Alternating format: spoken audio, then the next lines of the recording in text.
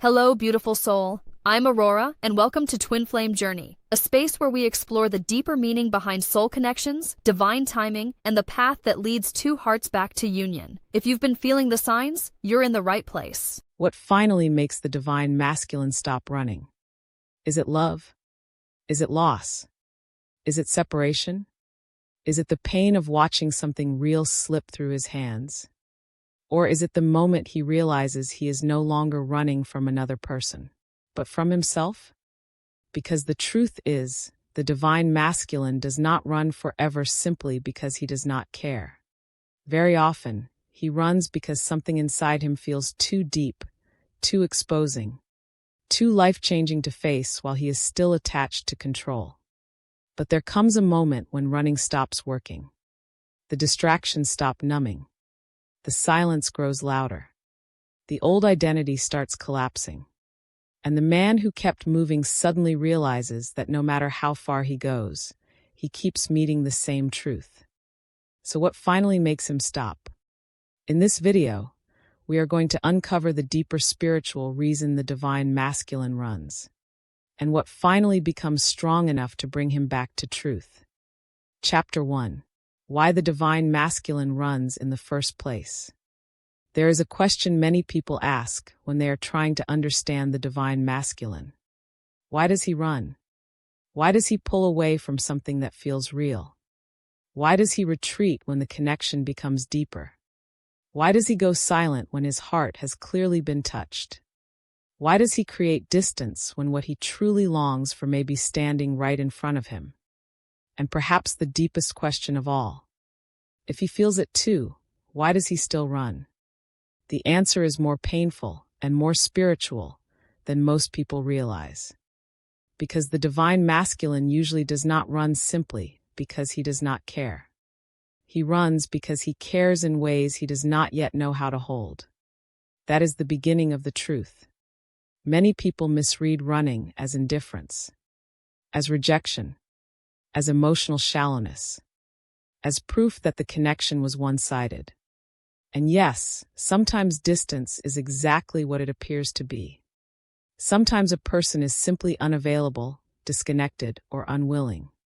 But in the deeper masculine journey, running is often something more complex. It is not always the absence of feeling. It is often the overflow of feeling meeting a man who has built his identity around not being overtaken by what he feels. That distinction changes everything. Because before awakening, the divine masculine often learns to survive through control. Control of image. Control of emotion. Control of timing. Control of how much of himself is revealed. Control of how much another person can affect him. Control of how close love is allowed to get before it begins threatening the old self he has spent years building. So when a connection arrives that reaches beneath the surface, beneath the persona, beneath the well-managed identity, something inside him begins to shake. And that shaking can feel terrifying. Not because the connection is false, because it is too real. This is what many people do not understand. A man can spend years moving through life with enough structure, ambition, silence, discipline, or emotional distance to avoid directly confronting the deepest parts of himself. He can function well. He can appear strong. He can be admired. He can be desired. He can even convince himself that he is at peace. But then something happens. Someone enters. A connection deepens. The feminine mirror begins reflecting back his hidden longing, his unprocessed grief, his fear of vulnerability, his hunger for something more truthful than the life he has been performing. And suddenly, he is no longer only dealing with attraction. He is dealing with exposure. That is why he runs. Because intimacy is not just closeness for him. It is revelation. It reveals where he is unfinished, where he is guarded, where he still mistakes control for strength, where he wants love, but fears what love will ask him to surrender, where he has built an identity around self-protection, and cannot yet imagine how to remain himself while opening. This is why the running begins. Not because the connection means nothing, but because it means too much to a man who is not yet fully anchored in truth. Think about what running actually is at the spiritual level. It is movement away from the place where he feels most exposed. The exposed heart, the exposed wound, the exposed longing, the exposed truth that he can no longer fully pretend he is untouched. That is what running protects him from. Or at least, that is what it tries to protect him from. Because the divine masculine often does not fear love in the shallow sense. He fears what love reveals about him. He fears the loss of control. He fears being changed. He fears needing what he cannot dominate. He fears the collapse of the strong, self-contained version of himself that helped him survive. He fears being fully seen and not being able to hide behind his old strengths. He fears the possibility that if he stops running, he may have to become someone more real than he has ever allowed himself to be.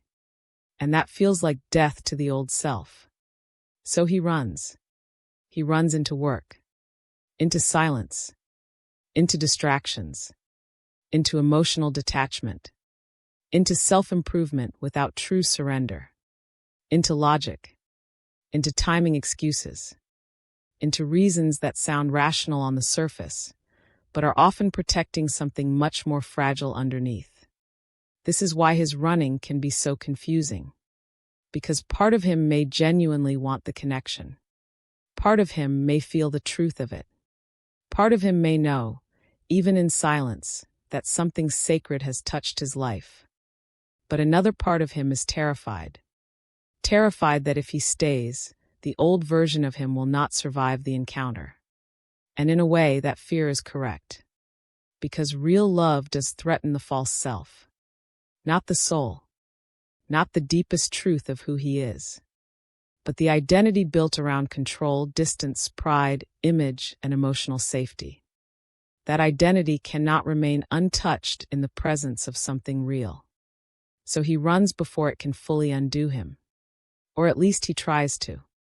This is why the divine masculine often looks contradictory. He may come close, then pull away. Open for a moment, then shut down. Reveal depth, then disappear. Act affected, then deny it through behavior. Feel deeply, then move as if he feels nothing at all. This does not always mean he is playing games. Sometimes it means two selves are at war inside him. The self that longs, and the self that fears. The self that recognizes truth, and the self that still worships protection. The self that wants to stop running, and the self that cannot yet imagine safety without movement. This is the hidden tragedy of the runner dynamic. He is not always running from the other person. He is often running from the version of himself that begins to appear when the connection becomes too honest to manage. And that version is raw, tender, uncertain, exposed, no longer fully protected by the old defenses. That is why he may choose distance over intimacy, even when intimacy is what his soul has secretly been craving. Because craving truth and being able to hold truth are not the same thing.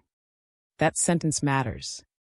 A man can deeply crave real connection and still be unprepared for the dismantling it requires. He can want to be seen and still panic when someone sees too much. He can long for home and still run when home asks him to remove the armor. This is why running is not only emotional. It is existential.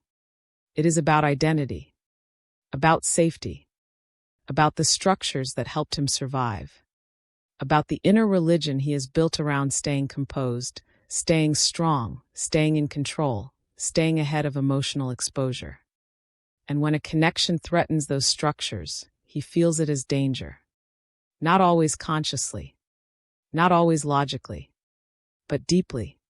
His body may tighten. His silence may increase. His mind may search for reasons. His emotions may become harder to regulate. His impulse may be to retreat, to get space, to return to what is familiar. even if what is familiar no longer truly nourishes him. That is the runner wound in many divine masculine stories. He mistakes escape for safety. But underneath the running, there is usually a deeper ache. The ache of a man who wants something real, but has not yet become someone who knows how to stay present inside that reality. So what does he do instead? He delays. He withdraws. He keeps moving. He tells himself it is not the right time. He says he needs to focus. He convinces himself that distance will bring clarity. He reaches for whatever allows him to regain the illusion of control. But control does not resolve the soul. It only postpones the confrontation. And that confrontation is always waiting. Because once the divine masculine has been touched deeply enough, the connection does not simply vanish inside him. It lingers. In memory. In silence. In longing. In the strange dissatisfaction that follows his old distractions. In the subtle awareness that the old version of him no longer feels as convincing as it once did. This is why Chapter 1 matters so much. If you misunderstand why he runs, you will misunderstand everything that follows. You will think his distance means absence of feeling. You will think his silence means absence of impact. You will think his retreat means absence of truth. But often, the truth is harder than that. He runs because the truth is already working on him. He runs because the connection touched places he cannot comfortably control. He runs because being loved feels less frightening than being transformed by love. He runs because part of him still believes that safety lives in distance, even while another part of him is dying inside that distance. He runs because he has not yet learned that the thing he fears most may be the doorway to the man he is meant to become. That is why the running hurts him too, even if he cannot say it. Because every time he runs from something real, he is not only leaving the connection. He is leaving the part of himself that was trying to come alive inside it. That creates inner fracture. A man cannot keep abandoning his deeper truth without feeling the cost somewhere.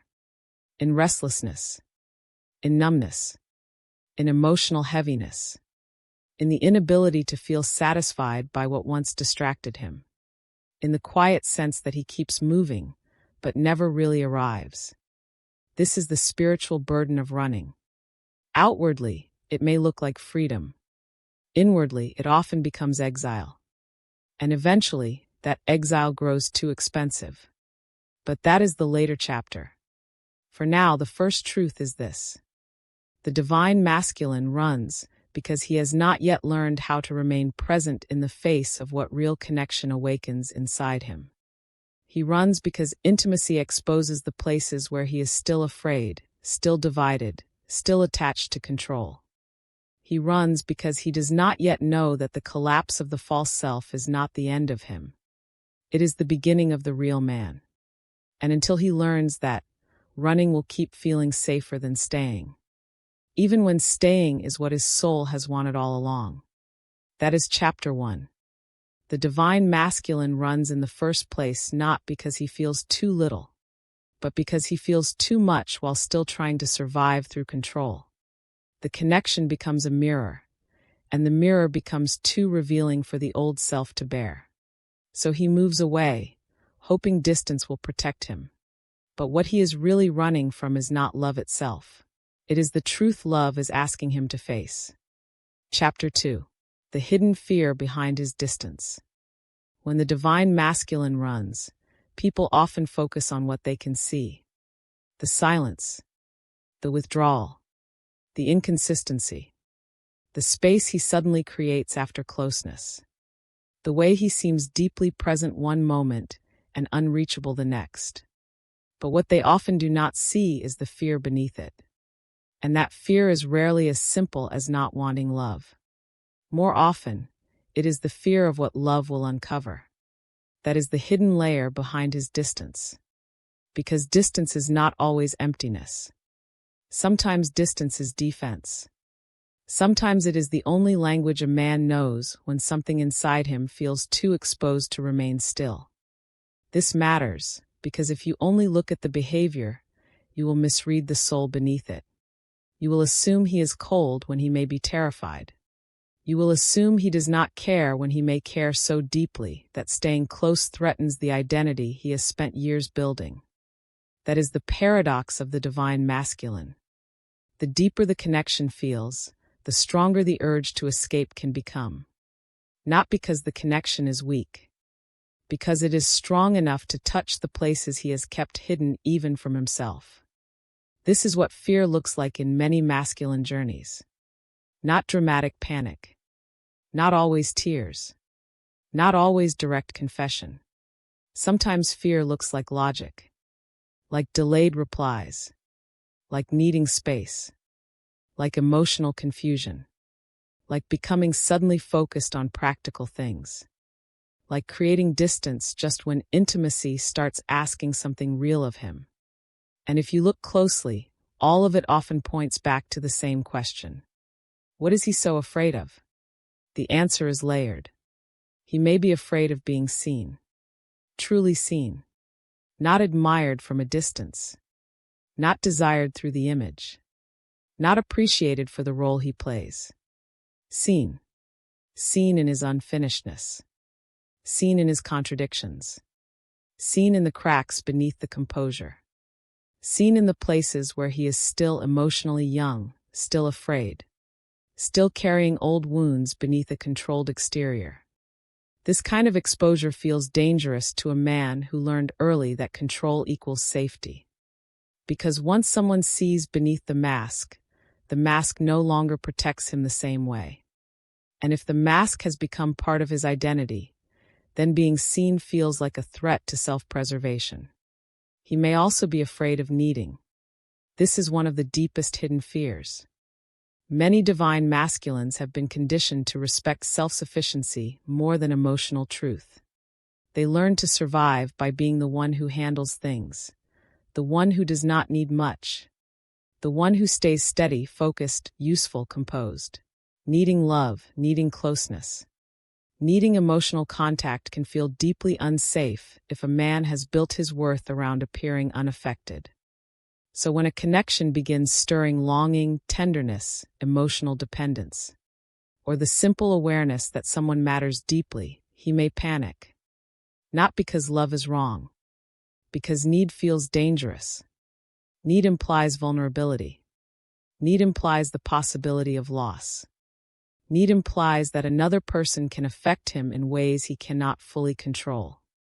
And control has long been his refuge. This is why he may distance himself right when the feeling becomes undeniable. He is not only reacting to the other person. He is reacting to the collapse of the self-image that says, I am fine on my own. I am not that affected. I do not need anything I cannot manage. He may also fear being changed. This fear is rarely spoken clearly, but it lives underneath much of the running. Because real connection does not just offer comfort. It rearranges. It challenges the old schedule of the soul. It asks different questions.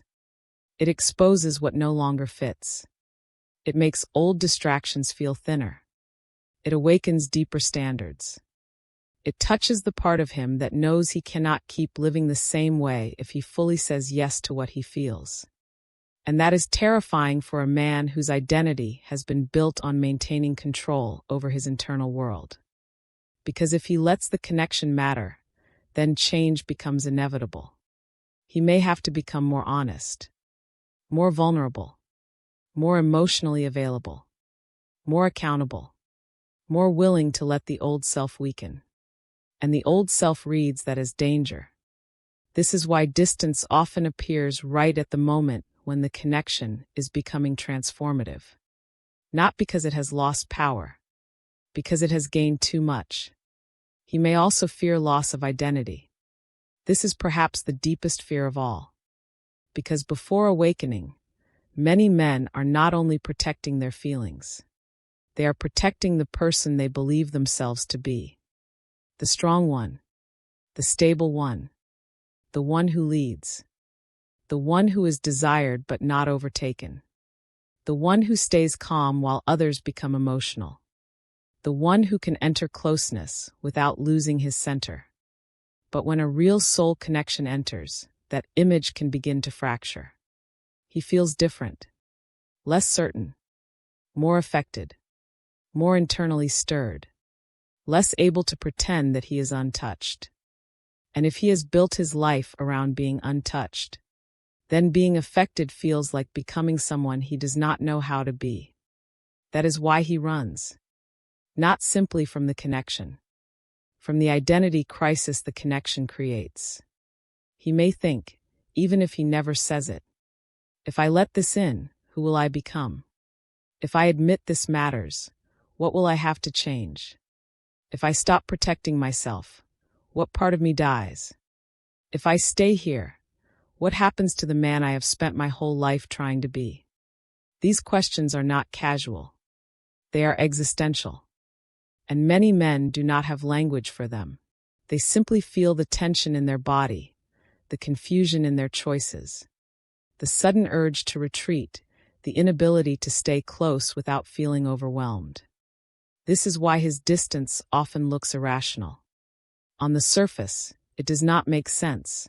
Why move away from something meaningful? Why pull back when the connection is honest? Why become quieter when intimacy begins opening the heart? Because fear is not always logical. It is protective. And protective fear will choose exile over exposure if exile feels safer to the old identity. He may fear surrender too. Surrender is one of the great hidden terrors behind masculine distance. Because surrender means he cannot keep directing everything from the mind. He cannot keep managing timing, vulnerability, emotional pacing, and personal image with the same level of control. He has to feel what is here. He has to stop hiding behind surface stability. He has to let reality touch him. And for a man who built himself around control, surrender feels like collapse. Even though, spiritually, it is often the doorway to truth. So he distances himself in order to avoid the surrender. He tells himself he needs time, needs clarity, needs to figure things out, needs less pressure. But often, the deeper reality is that he needs protection from what closeness is exposing. That exposure includes old wounds. A real connection does not just awaken love. It awakens memory. The memory of being hurt.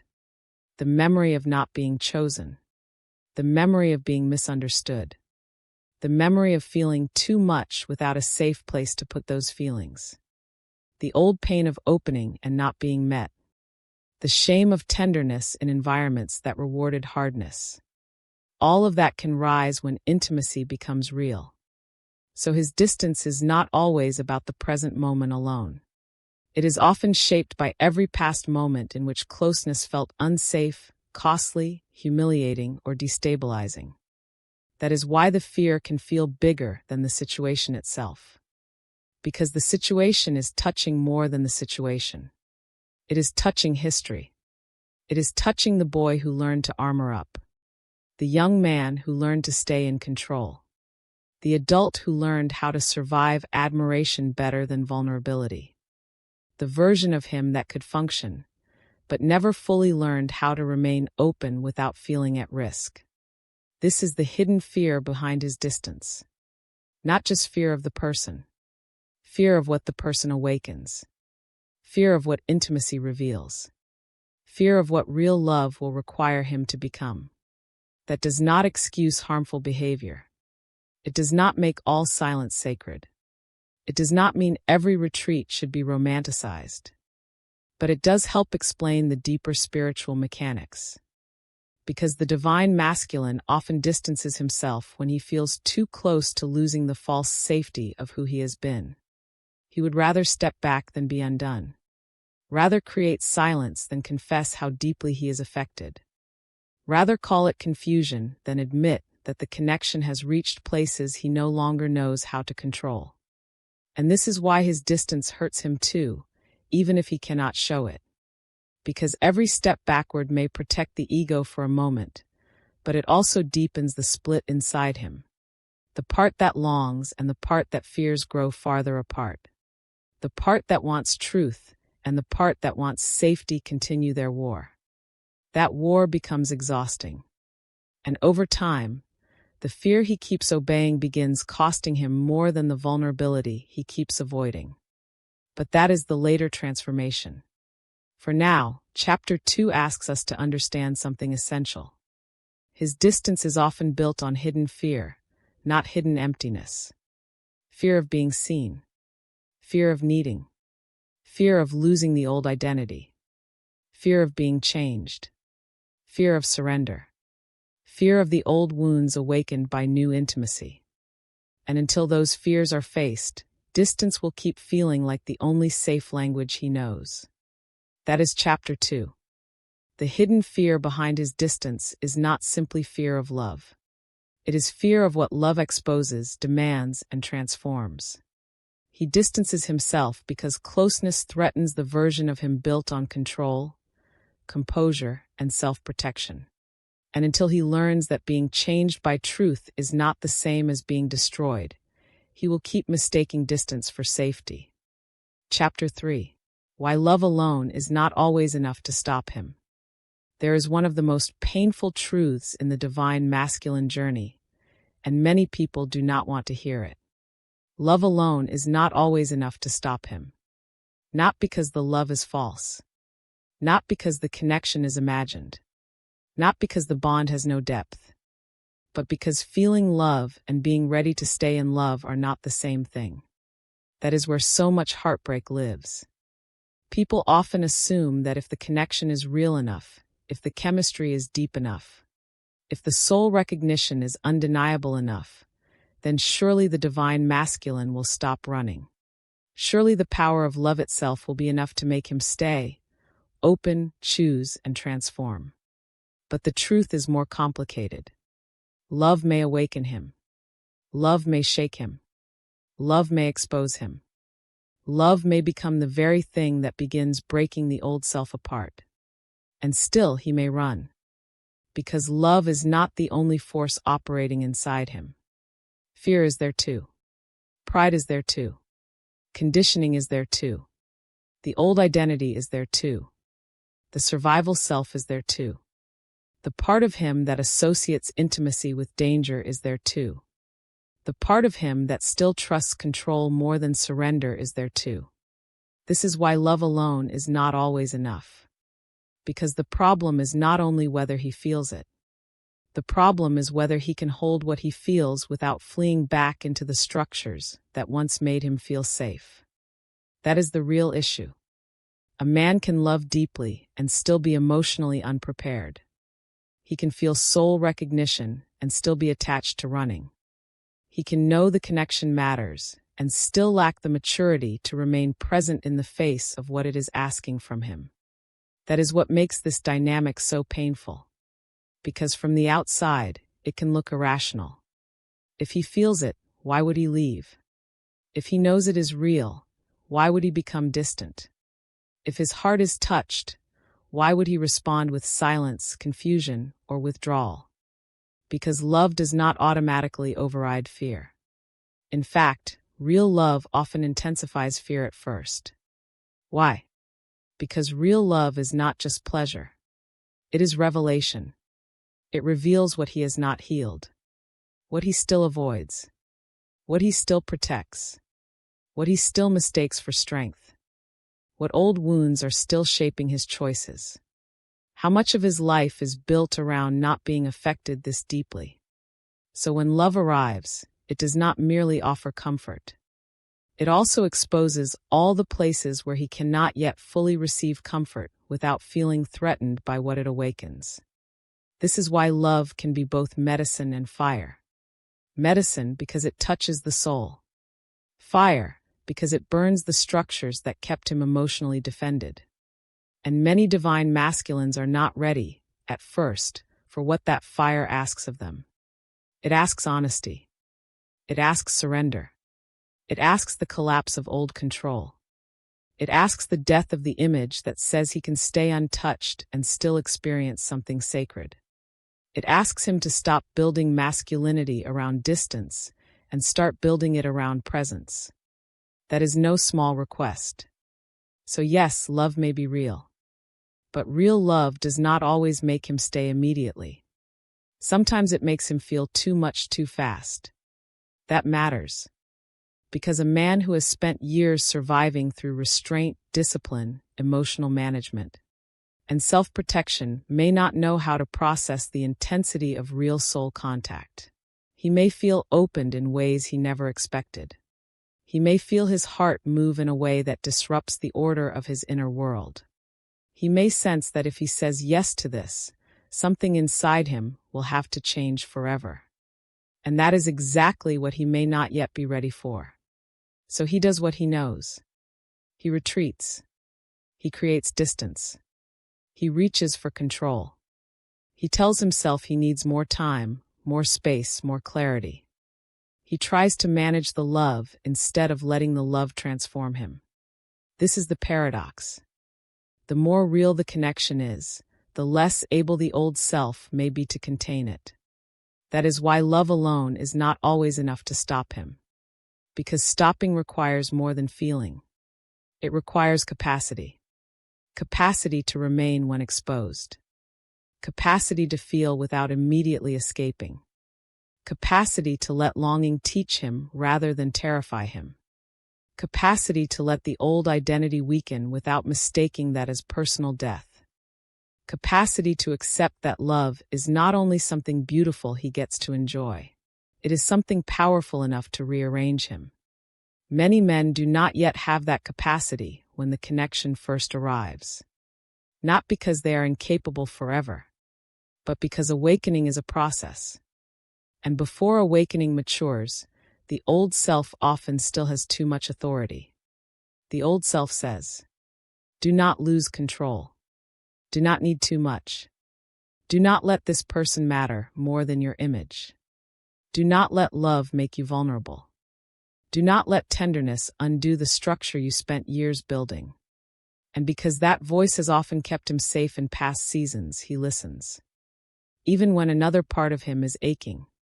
This is why so many divine masculines become divided around love. One part of him knows the truth of what he feels. Another part still obeys fear. One part of him wants to stay. Another part cannot imagine staying without feeling dangerously exposed.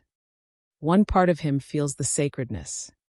Another part keeps asking, how do I protect myself from what this is doing to me? This division is what makes love alone insufficient. Because love may call him. But if fear still leads him, the call is not yet enough to stop the running. This is not because love lacks power.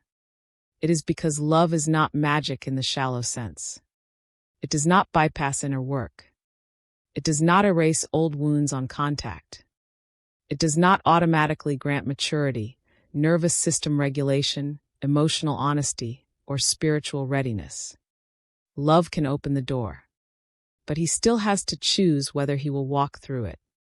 And that choice becomes difficult when walking through the door means the end of who he has been. This is where pride often enters too. Pride is one of the quiet forces that keeps him running. Not always loud pride. Sometimes wounded pride.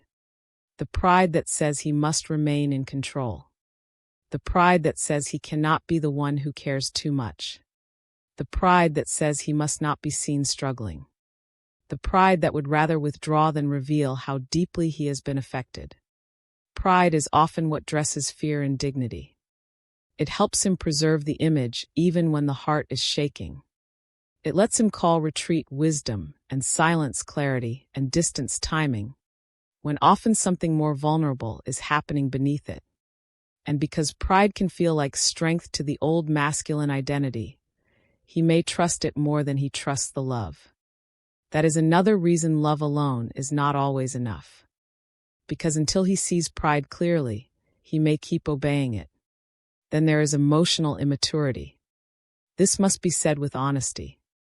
A man can be intelligent, capable, successful, attractive, spiritual sounding, and still be emotionally immature. Emotional immaturity does not mean he feels nothing. It often means he does not yet know how to responsibly hold what he feels. He may feel overwhelmed and go silent. He may feel longing and turn it into distance. He may feel tenderness and experience it as weakness. He may feel the urge to come closer and then sabotage closeness because he has not yet built the inner stability required to remain present in emotional truth.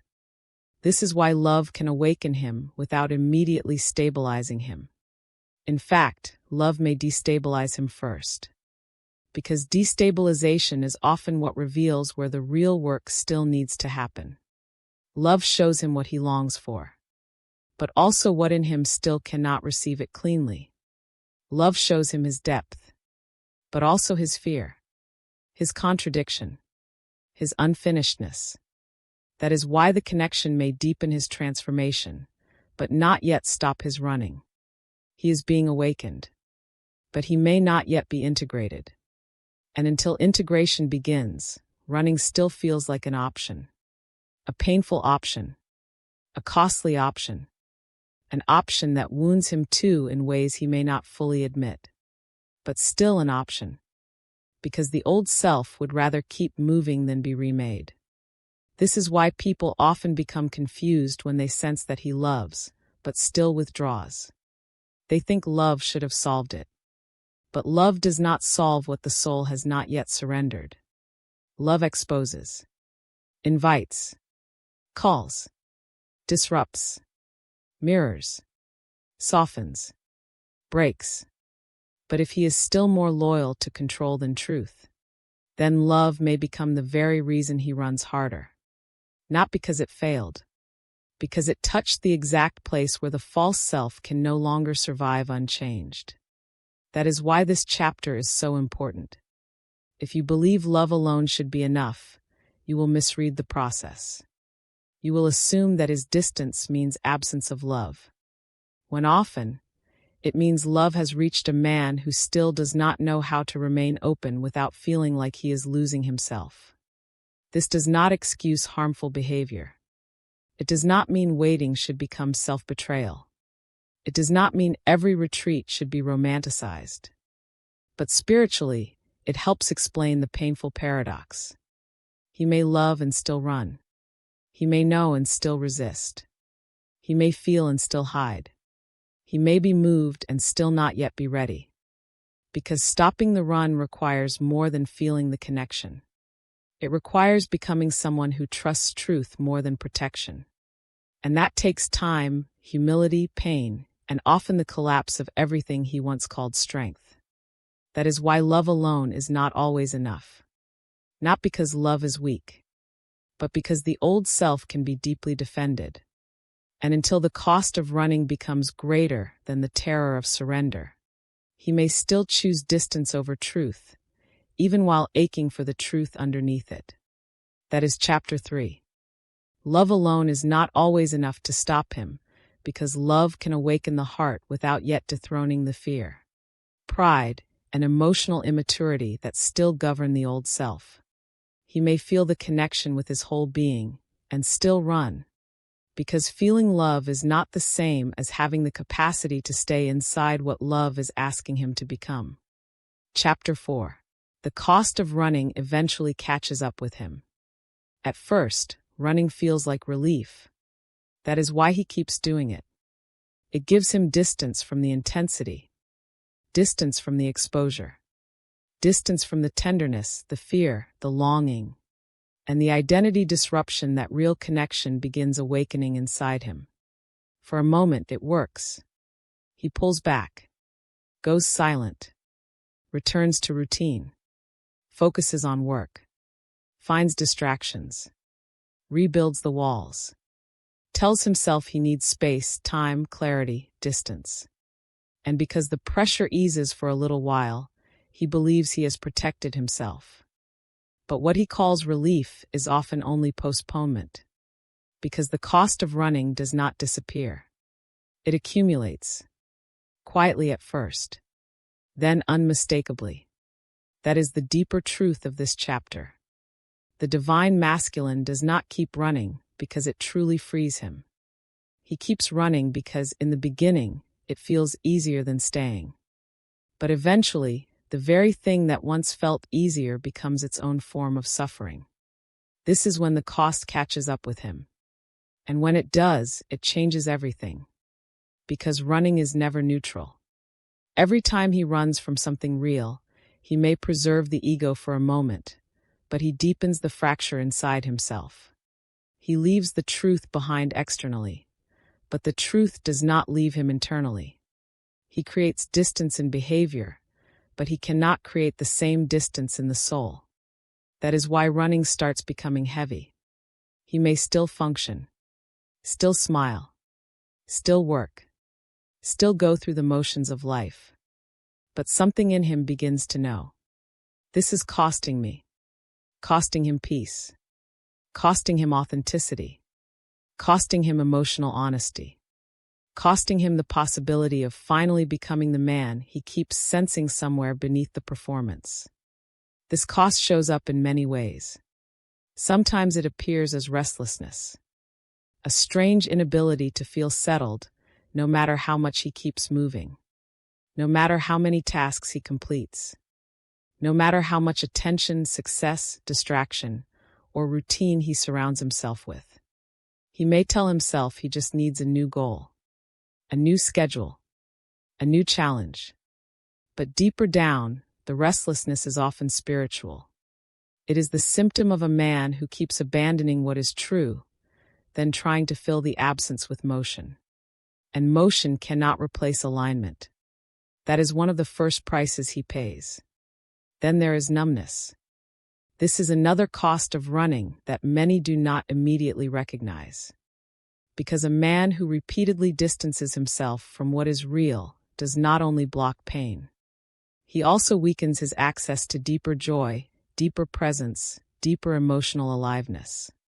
He may still experience stimulation, still laugh, still enjoy certain moments. But the inner world begins flattening. Not because he is cold by nature, because repeated avoidance creates emotional dullness. He starts losing appetite for superficial things, yet may not fully know how to receive deeper things either. So he ends up in a strange in-between. Nothing truly satisfies, but he still does not fully surrender. This is where the cost becomes painful, because now running is no longer relief. It is exile. Outwardly, he may seem free. Inwardly, he feels farther and farther from himself. Then comes the cost of memory. This one is subtle but powerful. When the divine masculine runs from something real, the connection often does not disappear cleanly. It lingers, not always in dramatic obsession, sometimes in quiet haunting. A sentence remembered, a look that stays in the body, a silence that does not fully fade, a strange ache that returns in ordinary moments, a sense that no matter how far he goes, some truth follows him. That is because what he ran from was not only a person, it was a mirror, and mirrors do not leave the soul easily. He may try to move on externally, try to restore the old life, try to convince himself that it was nothing, or not the right time, or too complicated, or something best left behind. But the deeper he knows it mattered, the more expensive denial becomes. This is where regret begins to form. Not always instant regret. Sometimes delayed regret.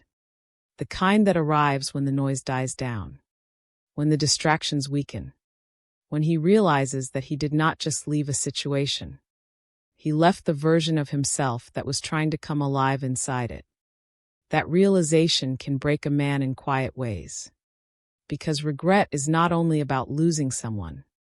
It is about seeing clearly what fear cost him. The chance to be honest. The chance to stay. The chance to respond differently. The chance to let love teach him instead of terrify him. The chance to stop running when the soul was asking him to become more real. This is why the cost of running eventually catches up. Fear buys temporary safety, but it charges interest. And the interest is heavy. Every avoided truth. Every silenced feeling. every retreat from intimacy, every cycle of choosing control over surrender, every repetition of the old pattern. All of it accumulates in the nervous system, the heart, the soul. A man may not name it at first, but he feels it in his exhaustion, in his inability to fully return to the old life with innocence, in his growing awareness that distractions are losing their magic, in the strange sense that the image he protected no longer feels as meaningful as it once did. That is when the cost becomes visible. He starts seeing that running has not protected him the way he thought. It has only delayed the confrontation, delayed the grief, delayed the truth, delayed the moment when he must finally admit that what he fears is already living inside him. That is the turning point. Because once running becomes more painful than staying, the old strategy begins losing power. This does not always happen overnight. It may unfold through many cycles. A man comes close, then pulls away, feels the relief, then feels the emptiness, returns to control, then feels the deadness of control, reaches for distractions, then feels how thin they have become, keeps moving, then realizes he is carrying the same ache wherever he goes. And eventually he begins understanding something profound. Distance is not solving this. That sentence is one of the beginning thresholds of awakening. Because as long as he still believes distance will save him, he can keep running. But once he realizes that distance has become its own suffering, something in him begins softening toward truth. He sees that the old strategy is no longer clean, no longer comforting, no longer powerful. What once felt like protection now feels like self-betrayal. And that realization hurts, because it means he must face what he has done with his own fear. How many times he used silence to avoid vulnerability. How often he called distance wisdom when it was really panic. How often he chose movement over honesty. How much emotional energy he has spent preserving a self that no longer feels like home. This is where the cost becomes unbearable enough to create change. Not because he suddenly becomes perfect, but because the old way becomes too expensive to maintain. He cannot keep calling this peace, cannot keep calling this freedom, cannot keep saying he just needs space when space has turned into loneliness, cannot keep pretending the surface life still satisfies when the soul is no longer fooled by it. This chapter matters because many people imagine that what makes him stop running will be one perfect outside event, one conversation, one message, one moment of realization, one dramatic breakthrough. But often, what makes him stop is more internal than that. It is the slow accumulation of cost, the cost of disconnection, the cost of repeating old patterns, the cost of betraying what he knows, the cost of living too long in the distance between his soul and his behavior. That distance becomes agony eventually, especially once the connection has awakened something real in him. Because now he cannot fully go back to sleep. He may try, but sleep becomes expensive. The old distractions feel duller. The old roles feel heavier. The old identity feels tighter. The old story, that running keeps him safe, starts collapsing under the weight of lived experience. This is when pain begins teaching him more honestly than comfort ever could. Comfort allowed him to stay in the pattern. Pain shows him the pattern is no longer sustainable. Comfort let him preserve the mask. Pain reveals how much energy the mask is costing. Comfort let him romanticize distance. Pain makes distance feel like exile. And exile can only be tolerated for so long once the soul has tasted something real. That is why the cost catches up with him. Because the soul is patient, but not endlessly willing to live divided. At some point, the split becomes too visible. The split between what he feels and what he does. Between what he longs for and what he allows. Between the man he is pretending to be and the man trying to emerge beneath that performance. When that split becomes too painful, change becomes possible. Not guaranteed, but possible. Because now he is no longer only running from fear. He is running into consequence. And consequence has a way of humbling even the most defended parts of a man. He begins asking, why am I still not at peace? Why does this keep following me? Why do my old ways no longer satisfy me? Why do I feel farther from myself every time I choose distance over truth? Why does staying gone hurt more than I expected? Why does control feel heavy now instead of powerful? These are sacred questions, because they signal that his suffering is beginning to become conscious. And conscious suffering is different from unconscious repetition. Once suffering becomes conscious, he can no longer fully romanticize the pattern that created it. That is the beginning of the end of the run. Not because he is fully ready yet, but because the lie is weakening. The lie that distance protects him. The lie that avoidance costs nothing. The lie that he can keep abandoning truth and still feel whole. The lie that safety lives in movement alone. This is chapter 4. The cost of running eventually catches up with him because every escape from truth leaves a residue in the soul. What begins as relief slowly becomes restlessness, numbness, regret, and inner exile. And over time, the pain of staying disconnected grows heavier than the fear of staying present. That is when the old strategy begins collapsing. And the man who kept running starts realizing that distance is no longer saving him. It is the wound itself. Chapter 5. He stops running when the old identity no longer works. There comes a moment in the divine masculine journey when the old identity begins to fail him. Not all at once. Not with some dramatic announcement. Not always in a way the outside world can immediately see. But inwardly something starts breaking. The version of himself that once felt strong no longer feels whole. The habits that once felt protective begin feeling heavy. The control that once made him feel safe begins feeling exhausting. The distance that once helped him cope begins feeling like a cage. And this is one of the deepest reasons he eventually stops running. Because he does not truly stop when someone else convinces him to. He stops when the old version of himself can no longer carry him without cost. That is the turning point. Before this, the runner identity still has enough power to keep him moving. It tells him he is safer in distance, safer in silence, safer in control, safer in preserving image, safer in being the one who stays composed, rational, unavailable, and hard to reach. And for a while this identity works.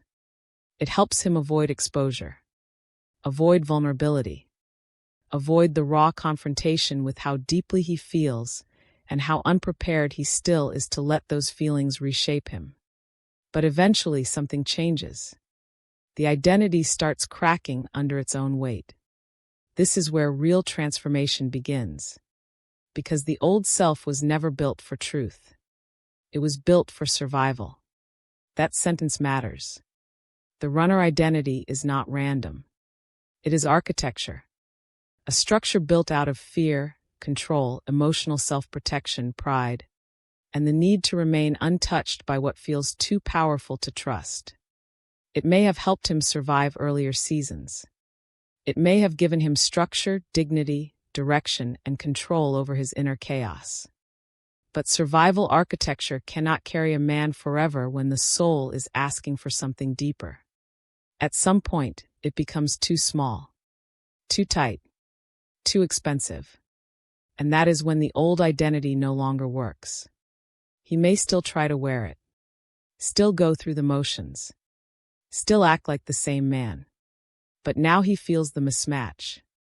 He feels how heavy the mask has become. He feels how much energy it takes to keep appearing unaffected. He feels how little peace is left inside the performance. He feels that the identity he once trusted is no longer bringing him home to himself. This is where the running becomes different. Before, it felt like a strategy. Now it starts feeling like self-betrayal. That is a major shift. Because a man can only keep running as long as running still feels more loyal to him than staying. But once the old identity begins failing, running no longer feels clean. It begins leaving a residue, a strange ache, a deadness, a quiet sense that he is not escaping pain anymore. He is multiplying it. This is why the old identity is so important in this chapter. The divine masculine does not only run from the connection. He runs through a version of himself that has been built to avoid collapse. The self-contained man, the controlled man, the untouchable man, the man who stays above the emotional intensity, the man who can feel deeply but never let that feeling truly alter the structure of his life. But the problem is this. Once awakening begins, that identity starts losing its authority. He may still know how to act like the old self, but he no longer fully believes in it. That is devastating and holy. Because when a man stops believing in the version of himself he used to rely on, he enters a sacred crisis. He asks, why does this no longer feel right? Why do my old patterns feel empty now? Why does the distance no longer bring the same relief? Why does the image I protected now feel like a burden? Why does going back feel harder than it used to? These are not casual questions. These are the questions of a man whose old identity is beginning to collapse. And that collapse is necessary. Because the runner cannot stop running while he still thinks the runner identity is who he is. He has to see the difference between himself and the structure he has been hiding inside. That structure may have once looked like strength, but now it feels like exhaustion. He may notice that the old routines no longer satisfy him, that the distractions no longer soothe him, that the same ways of staying in control now feel spiritually expensive, that his emotional distance is not giving him freedom, only emptiness. And this is where his inner conflict grows louder. Part of him still wants the old identity because it is familiar. It knows how to survive there, knows how to protect itself, knows how to stay in motion and avoid too much exposure. But another part of him is becoming unwilling to keep living from something so false. That second part matters. It is the soul beginning to withdraw its loyalty from the old self. And once that happens, the old identity starts feeling unbearable. This is one of the deepest spiritual mechanics in the runner's transformation. He stops running when the version of himself that runs no longer feels like home. Read that again. He stops running when the version of himself that runs no longer feels like home. That does not mean he becomes instantly brave, instantly open, instantly ready. But it does mean the old refuge is collapsing. He can still go there, but it feels emptier. Still use the old defenses, but they feel heavier. Still act detached, but the detachment feels less like power and more like disconnection. This is how identity failure begins. Not with external drama, with internal disillusionment. He becomes disillusioned with his own mask. Disillusioned with the strength performance. Disillusioned with the version of masculinity that asks him to keep distance at the cost of truth. Disillusioned with a self that can survive, but not fully feel alive. That disillusionment hurts. Because identity loss always feels personal. He may wonder who he is without the old armor, without the old certainty, without the old strategy, without the ability to keep calling distance peace and control wisdom. This uncertainty can make him feel lost for a time. And yet, being lost in this way is often sacred. Because what he is really losing is not his soul. He is losing the identity that kept his soul from fully breathing. That is why this chapter is not about weakness. It is about exposure. The old identity is being exposed for what it truly is. A structure that once helped him survive, but can no longer help him become. That distinction changes everything. A man may spend years being loyal to a self that helped him endure pain. But awakening asks a harder question. Is this self still aligned with the truth of who you are now? If the answer is no, then the identity begins to feel like a prison. And prisons eventually create their own rebellion. That rebellion may show up as restlessness, as sadness, as loss of appetite for old distractions, as emotional exhaustion, as a haunting sense that no matter how far he runs, he keeps meeting the same truth. Why? Because the truth is no longer outside him. It is pressing from within. He knows now, even if only dimly, that the old identity is not enough. Not enough for the love he feels. Not enough for the life he wants. Not enough for the peace he keeps searching for. Not enough for the man he is being asked to become. And once he knows that, the old self starts losing power. This is where many divine masculines become quieter, more reflective, more inward, less convinced by noise, less able to pretend, less willing to keep performing certainty when something deeper in them is clearly uncertain. This is not always visible to others, but spiritually it is massive, because now he is no longer unconsciously running. He is beginning to witness the one who runs. That witnessing is everything.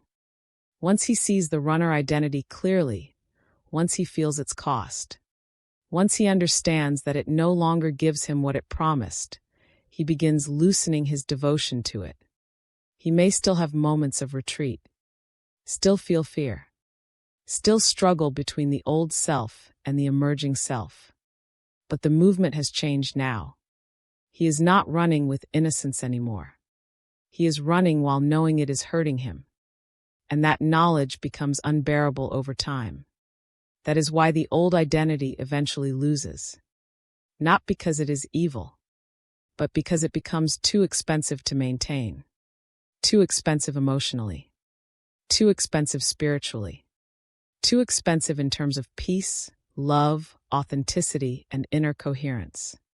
And when the price of the old self rises high enough, surrender begins looking less like death and more like relief. That is one of the great hidden shifts. He does not stop running because courage appears out of nowhere. He stops because the version of himself built on escape is collapsing. He stops because the old identity cannot carry the soul any further. He stops because the mask that once gave him structure is now suffocating him. He stops because the man who runs is no longer the man he can fully live inside. This is why Chapter 5 is so important. The divine masculine stops running when the old identity no longer works, because identity is what has been keeping the run alive. The moment he begins to see that the runner self is not safety but exile, everything starts changing. He may not yet know how to fully stay, but he knows the old way can no longer be trusted as home. And once that truth enters deeply enough, the run is already beginning to end. Chapter 6. The feminine mirror becomes impossible to forget. There are some connections the divine masculine can leave physically, but not spiritually. He can create distance.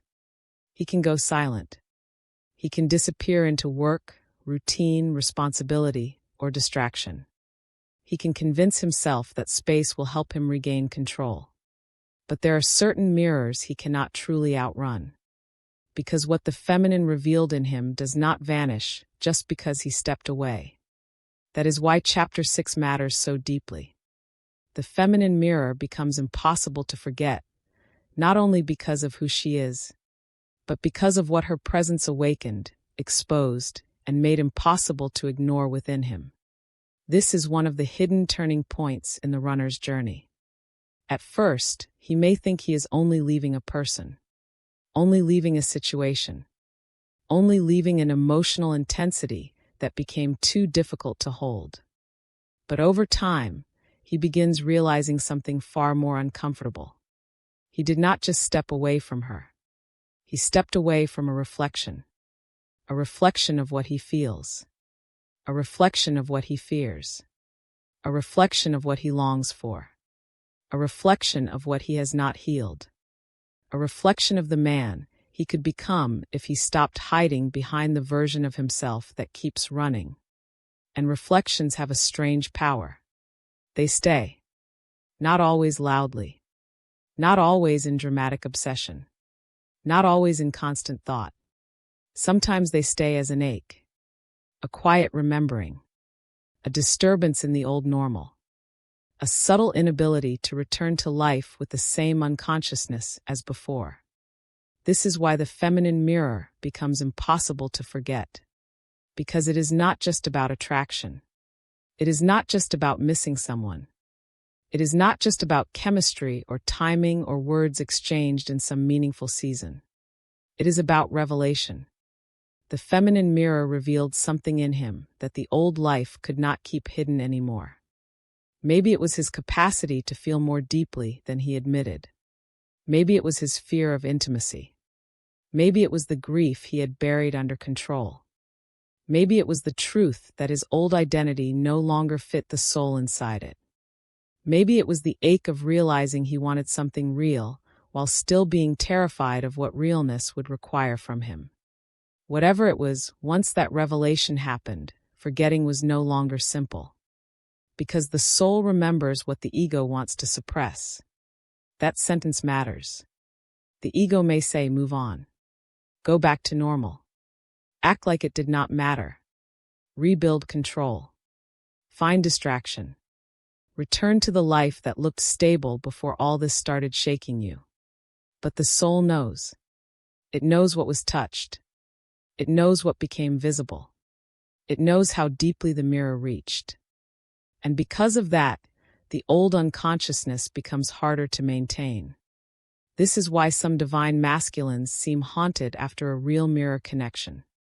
Not haunted in the shallow sense. Haunted in the sacred sense. As if something in them has been marked. A sentence returns unexpectedly. A memory arrives in silence. A feeling rises without permission. An ordinary moment carries unusual weight. A song, a place, an absence, a season. All of it begins speaking in ways it did not before.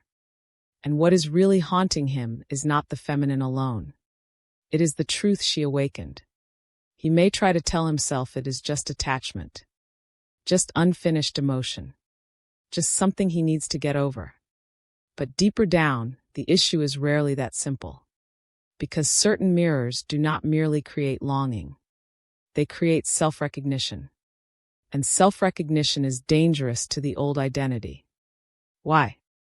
Because once a man has seen himself more clearly through the feminine mirror, he cannot fully return to the old mask with innocence.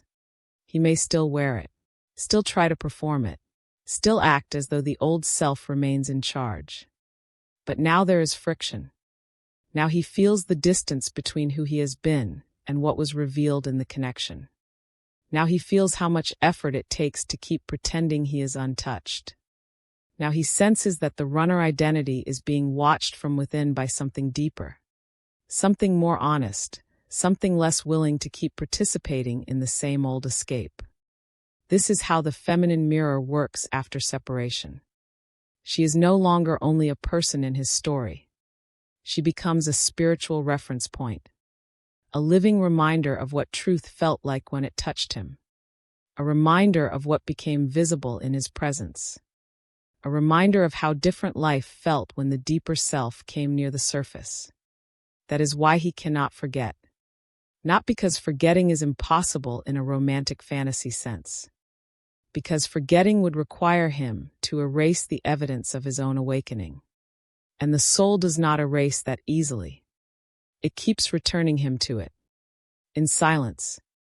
In restlessness. In the weakening appetite for shallow things. In the dissatisfaction that follows old distractions. In the quiet awareness that something meaningful was lost, not only externally, but internally. He lost the illusion that he could stay asleep forever. That is the deeper cost of the feminine mirror.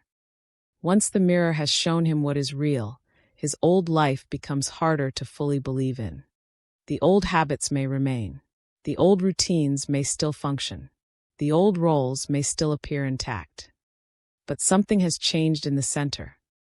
He knows now that another life, another version of himself, another kind of truth exists beneath the surface. He knows what it feels like to be seen in a way that unsettles the mask. He knows what it feels like when love stops being entertainment and becomes invitation. He knows what it feels like when the feminine does not simply admire his image, but reaches beneath it. That knowledge changes him. Even if he resists it, even if he delays, even if he keeps running for a season. This is why Chapter 6 is not really about memory in the ordinary sense. It is about imprint. The feminine mirror leaves an imprint because she activates what was dormant. The deeper heart, the hidden grief, the longing for something more honest than the life he has been controlling. The sacred discomfort of being brought face to face with both his potential and his fear. An imprint like that cannot be casually erased, because it lives in the nervous system, in the emotional body, in the soul's sense of unfinished truth. This is also why time alone does not always solve it. Many divine masculines assume that if they just create enough distance, enough silence, enough time, the feeling will weaken and the old order will return.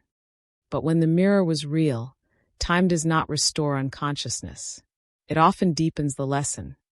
Time strips away the immediate noise, strips away the emotional adrenaline, strips away the surface explanation. And what remains? The truth. The truth that something real happened inside him. The truth that he is not who he was before. The truth that avoidance has not brought peace. The truth that the mirror exposed something he still has not fully faced. This is where the feminine becomes impossible to forget, because she is now tied to inner truth. Not just to romance. Not just to memory. To truth. And truth has a way of revisiting a man until he becomes willing to respond to it more honestly. He may resist by becoming more logical, more distant, more disciplined, more focused on external life. But in quiet moments, the mirror returns. Why? Because the mirror connection often becomes the place where his soul first recognized how tired it was of living behind the old identity. That is no small thing.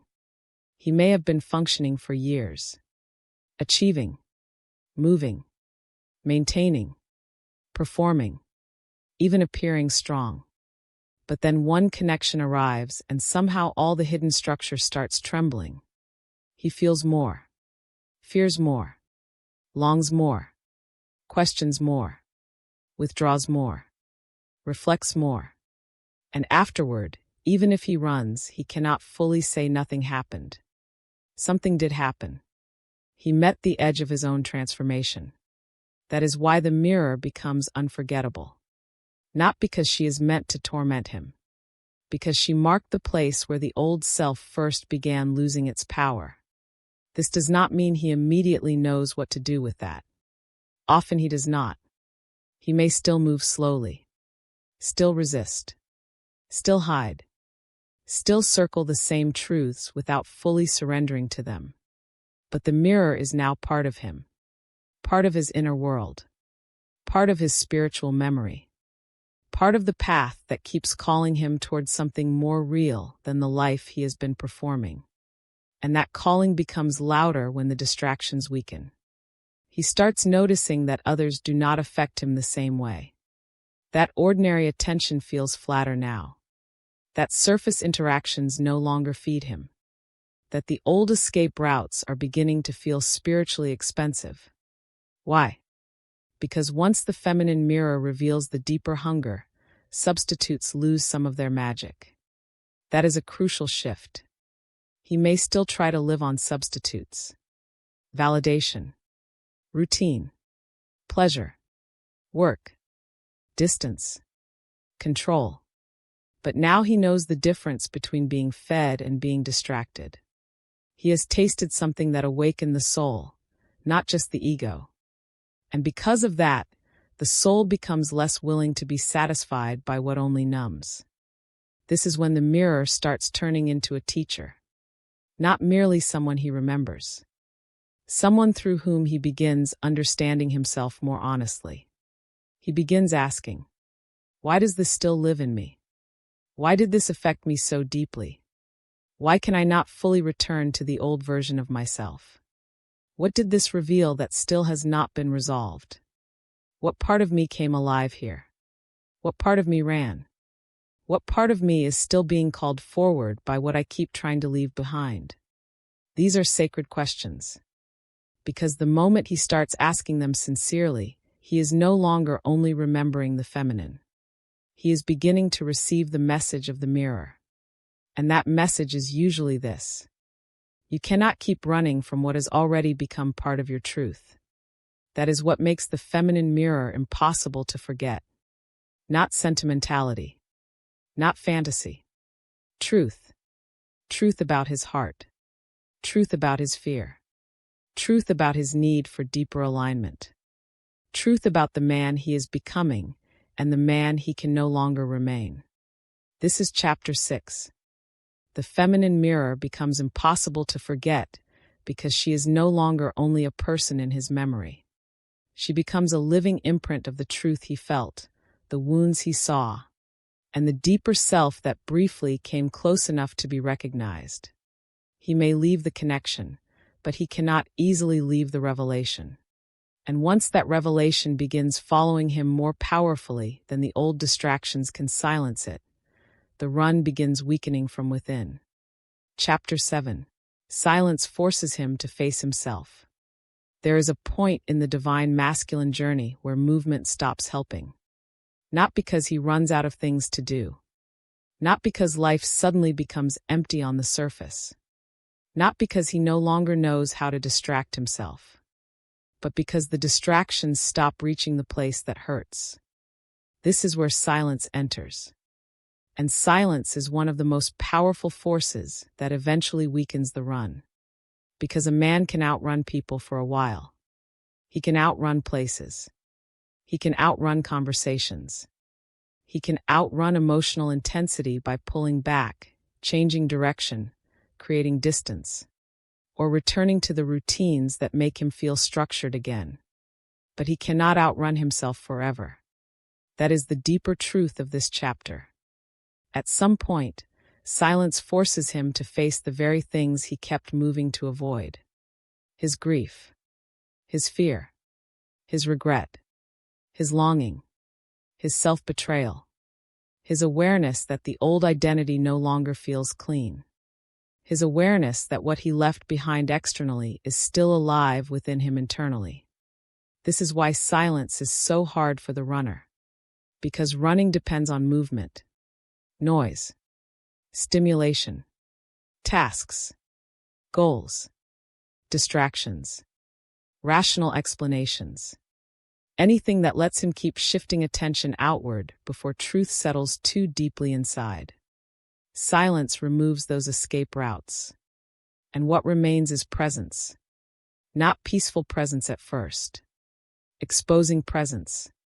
The kind that makes a man hear his own thoughts more clearly. Feel his body more honestly. Notice the ache he kept postponing. Notice the memories that return when the day quiets down. Notice the emotional cost of everything he has been calling space, timing, logic, or clarity. This is where many divine masculines begin to understand that what they were calling freedom was often only a well-managed form of avoidance. Silence shows him that. Not through lectures. Through confrontation. He sits with himself. And the self he meets is not always the polished one. Not always the strong one. Not always the calm one who looks good in motion. He meets the one who still hurts. Still remembers. Still wonders. Still feels the split between what he did and what he truly wanted. Still carries the residue of every time he chose distance over honesty. That meeting changes him. Because before silence, he may have been able to tell himself many stories. That it was not that deep. That he needed to move on. That he was making the right decision. That distance was better. That he simply needed to focus on other things. But in silence, stories weaken. And truth grows louder. The truth that the connection mattered. The truth that he is still affected. The truth that the old life does not soothe him the same way anymore. The truth that fear has been leading more than he admitted. The truth that another cycle of avoidance may not feel survivable in the same unconscious way. This is why silence forces him to face himself. Not the curated self. The actual self. The self beneath the schedule. Beneath the role. Beneath the image.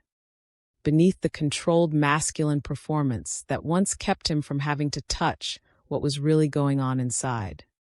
And that self is often carrying more than anyone knows. More grief than he lets on. More confusion than he shows. More tenderness than he is comfortable expressing. More regret than he wants to admit. More longing than fits the identity he has built. Silence brings all of that to the surface. Not always in one dramatic moment. Sometimes in waves. A sleepless night. A quiet drive. A pause after work. A Sunday afternoon with too much stillness. A moment where everything looks normal, but suddenly something in his chest feels unbearable. This is the work of silence. It removes the cover. And once the cover is gone, he starts feeling the cost of running in a different way. Not just as a concept, as a living ache. He realizes that distance did not erase what was real. It only delayed the reckoning. He realizes that his old distractions did not heal him. They only kept him moving fast enough not to notice how divided he had become. He realizes that the peace he thought he was protecting has become emptiness. That realization is painful, but it is also sacred, because pain becomes a teacher here, not punishment. Teacher. Silence teaches him what noise could never teach. It teaches him how much of his life was built around avoiding direct contact with himself. It teaches him that a man can stay busy and still be profoundly lost. It teaches him that control is not the same as inner rest. It teaches him that when the soul has been touched deeply enough, ordinary distractions cannot fully sedate it anymore. This is one of the hidden reasons the divine masculine eventually stops running. Because silence keeps returning him to the same place. His own heart. And the heart does not disappear just because the ego wants distance. It waits. Waits beneath the movement. Beneath the routine. Beneath the practical explanations. Beneath the masculine posture that says, I am handling it. Then silence comes. And the heart begins speaking again. Sometimes through grief. Sometimes through longing. Sometimes through memory. Sometimes through a strange dissatisfaction that makes everything else feel thinner than before. This is why he may become quieter in this stage. Not always because he knows what to say, but because so much is being said internally. The old noise is fading. The inner truth is rising. The runner self is losing its ability to dominate the conversation. That does not mean he instantly becomes healed. It means he is being cornered by honesty. And honesty often begins in silence. He cannot keep pretending he is untouched if the same ache keeps visiting him. Cannot keep saying it did not matter if silence keeps returning him to what mattered. Cannot keep romanticizing distance if the distance now feels heavier than closeness would have felt. This is the beginning of surrender, even if he does not name it that way yet. Because once silence makes his inner truth unavoidable, he begins losing innocence in the old pattern. He can still run, but now he feels the falseness more clearly. He can still avoid, but now the avoidance feels expensive in the body, in the spirit, in the quality of his own presence. That shift matters. Before, running felt like choice. Now it begins feeling like imprisonment. And when the pattern starts feeling like a prison, transformation becomes possible. This is also why isolation often becomes part of the process. Not always chosen isolation. Sometimes the natural outcome of a man no longer feeling at home in shallow spaces. yet not fully knowing how to return to truth either. He withdraws, gets quieter, pulls back from the usual noise. And from the outside, it may look like nothing is happening. But inwardly, something enormous may be unfolding. Because isolation without distraction becomes a mirror. He begins seeing what he has become in the distance. The man who keeps moving, but never fully arrives. The man who protects himself and still feels unprotected. The man who chose the safe route and still cannot find peace inside it. The man who keeps preserving the image while slowly starving the deeper self. This is hard to face. But once faced, it cannot be unfaced. And that is what weakens the run. Not someone forcing him. Not someone convincing him. Not a dramatic outside event alone. Silence. Silence returning him again and again to what he feels.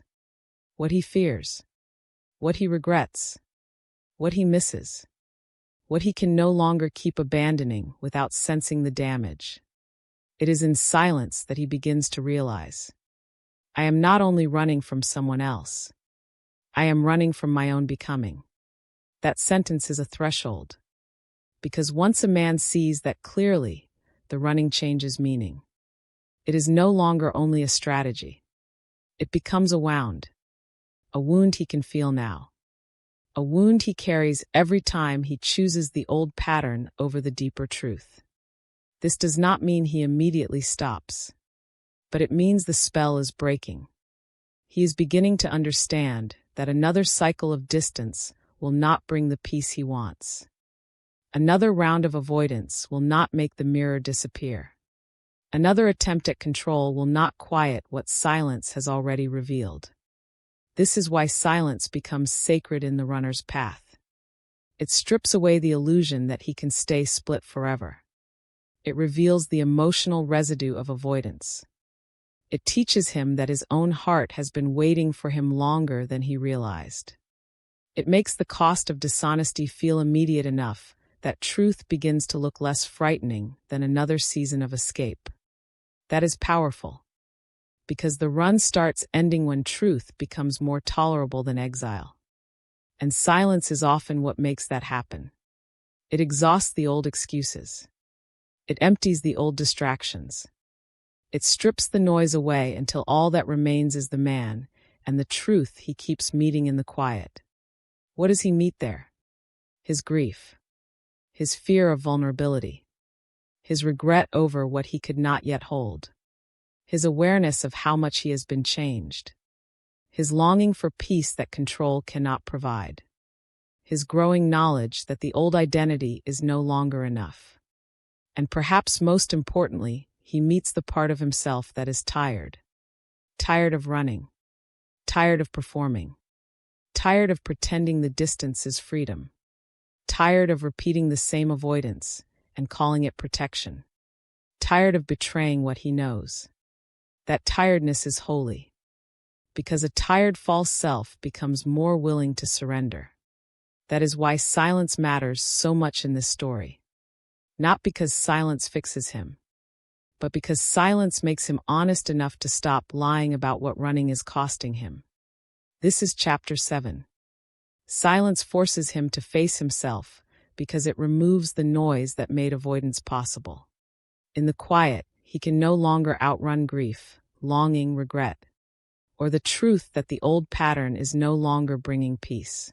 Silence becomes the mirror he cannot manipulate.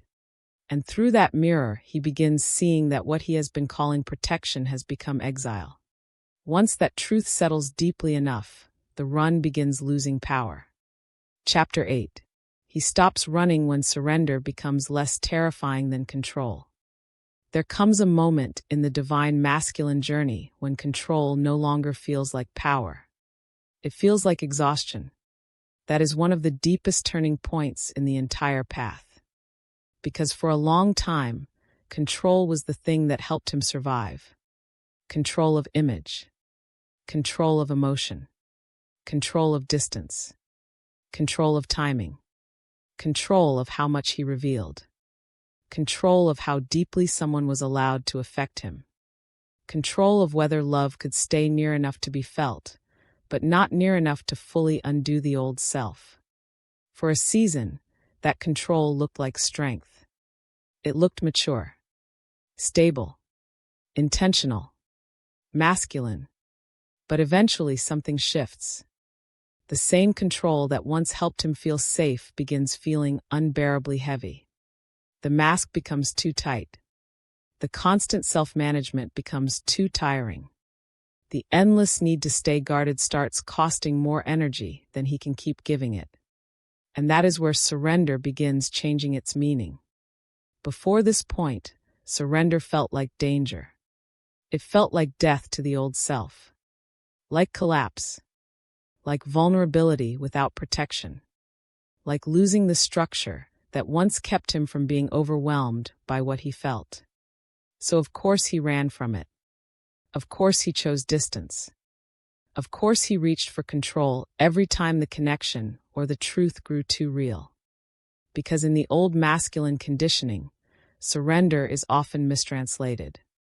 It is confused with weakness, passivity, being overtaken, losing authority, losing self-respect, losing the upper hand. But as the journey deepens, another truth begins emerging. Control is not actually saving him anymore. That is the revelation. It is not preserving his peace. It is not giving him freedom. It is not protecting his heart in any meaningful way. It is only prolonging the inner war. That is why surrender eventually becomes less terrifying than control. Not because surrender stops being intense, but because control becomes unbearable. He starts feeling what control is doing to him.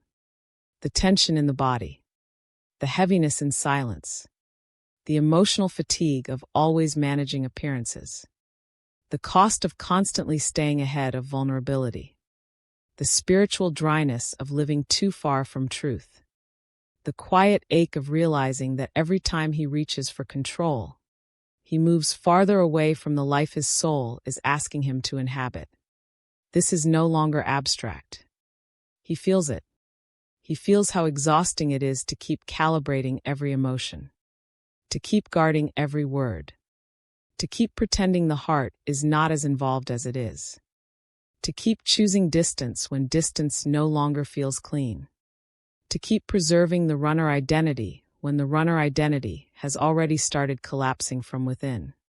That is when control begins losing its seduction. Because seduction only works when the price is hidden. But now the price is visible. Now he sees that control has not given him the peace he imagined. It has given him temporary relief, followed by deeper emptiness. Temporary order, followed by inner deadness. Temporary safety, followed by regret. Temporary distance, followed by spiritual exile. This is what begins making surrender look different. Not easy, but honest. Not painless, but cleaner. Not comfortable, but real. This matters because surrender is not something the divine masculine reaches through inspiration alone. He reaches it when he can no longer keep living inside the cost of control without feeling his own soul begin to rebel. That rebellion is holy, because the soul was never meant to live forever in self-protection. It was never meant to be managed like a problem. It was never meant to be kept behind walls just because walls once made survival possible. The soul wants truth, presence, wholeness, the kind of life that can actually be inhabited from the inside out. And once the soul begins pulling toward that deeper life, control becomes painful in a new way. The things he once called wisdom now feel like avoidance. The things he once called boundaries may start looking more like fear. The things he once called staying strong may begin feeling like staying absent. The things he once called needing space may start sounding like another name for another cycle of escape. This is not condemnation. It is clarity. And clarity is what changes surrender from terror into necessity. Because there is a point where the divine masculine starts understanding something simple, but life-altering. I cannot keep doing this to myself. That sentence is sacred. It means he is no longer only focused on what surrender might cost him. He is finally looking at what control is already costing him. That changes everything. When a man is only afraid of surrender, he keeps running. When he becomes equally or more aware of the cost of running, he starts softening. Not all at once. Not dramatically. But honestly, he begins loosening his grip.